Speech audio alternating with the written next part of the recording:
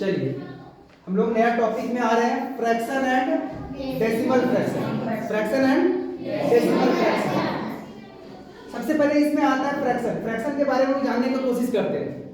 Fraction है क्या, इसके बारे में जानते हैं। फ्रैक्शन इसमें लिखा हुआ the number which is in the form of p by q where p and q are whole number and q equal to not zero are called fraction। समझने की कोशिश करते हैं। वैसी संख्या जो p by q के रूप में रहे, p by q के रूप में रहे मतलब बट्टा के रूप में रहे, भिन्न के रूप में रहे। मतलब जैसे एग्जांपल दिया हुआ हम लोग को 1 by 2, देख रहे हो ना, 1 by 2, 5 by 6, 3 by 4, 9 by 8, इस टाइप का जो भी फ्रैक्शन रहता है, जो भी नंबर रहते हैं उसको बोलते हैं फ्रैक्शन।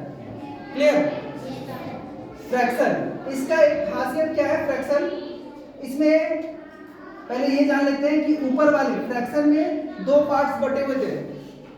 ऊपर वाले पार्ट्स को बोलते हैं न्यूमरेटर, क्या बोलते हैं? न्यूमरेटर। और नीचे वाले पार्ट्स को बोलते हैं डिनोमिनेटर। ऊपर वाले को न्यूमरेटर और नीचे वाले को डिनोमिनेटर बोलते हैं। ठीक है? इसमें इसी तरह का एक और है, जैसे हम लोग एक टॉपिक लिखे हुए हैं difference between fraction and rational number. Fraction का तो हम समझ गए जो p by q के रूप में रहता है और नीचे में q की जगह जीरो कभी नहीं हो सकता है।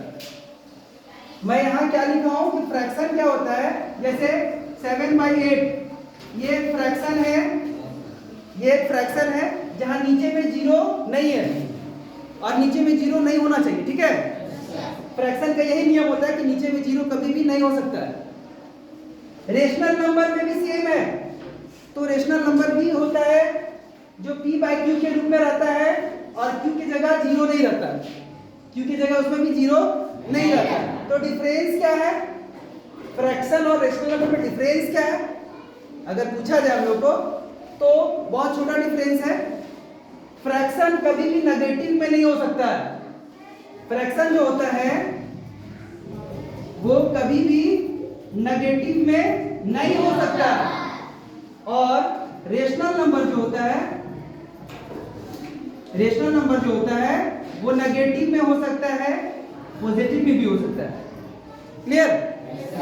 आगे हम लोग सवाल जब बनाएंगे तो समझेंगे। थोड़ा सा हम बता देते हैं कि फ्रैक्शन कभी भी नेगेटिव में नहीं हो सकता है, रेशनल नंबर नेगेटिव में भी हो सकता है, पॉजिटिव में भी हो सकता है। इसका मतलब क्या है कि यहाँ हम लोग अगर जब हम लोग रेशनल नंबर के बारे में बात करेंगे तो यहाँ हमारा नेगेटिव भी हो सकता है, पॉजिटिव भी हो सकता है। ठीक है? यहाँ भी हो सकता है नेगेटिव, नीचे भी नेगेटिव हो सकता है। न्यूमरेटर डिनोमिनेटर कहीं भी नेगेटिव हो सकता है। किसमें? रेशनल नंबर में। और अगर बात करते हैं फ्रैक्शन में तो फ्रैक्शन में कभी भी नेगेटिव नहीं हो सकता। क्लियर है? और यहाँ एक चीज और लिखे हैं, फ्रैक्शन में लिखे हम लोग कि होल नंबर होता है। p और q क्या होता है? Whole number. तो होल नंबर तो जीरो से शुरू होता है, जीरो से लेकर के इनफाइनाइट तक जाता है वो होल नंबर। तो यहाँ एक चीज ध्यान देना कि एक कंडीशन डाल दिए हैं, होल नंबर होना चाहिए लेकिन डिनोमिनेटर में कभी भी जीरो नहीं हो सकता। डिनोमिनेटर में कभी भी जीरो नहीं हो सकता, चाहे वो फ्रैक्शन रहे चाहे वो रेशनल नंबर रहे। दोनों कंडीशन एक ही लॉ को फॉलो करता है कि डिनोमिनेटर की जगह जीरो नहीं होना चाहिए। क्लियर है? Yes sir. अब हम लोग चलते हैं इसके types of fraction. Types of fraction mainly इसको तीन भागों में डिवाइड किया गया है, प्रॉपर फ्रैक्शन, इम्प्रॉपर फ्रैक्शन और मिक्स्ड फ्रैक्शन। किसमें किसमें? प्रॉपर फ्रैक्शन, इम्प्रॉपर फ्रैक्शन और मिक्स्ड फ्रैक्शन। ये तीनों के बारे में हम लोग एक एक करके जानेंगे। ठीक है? क्लियर? Very good.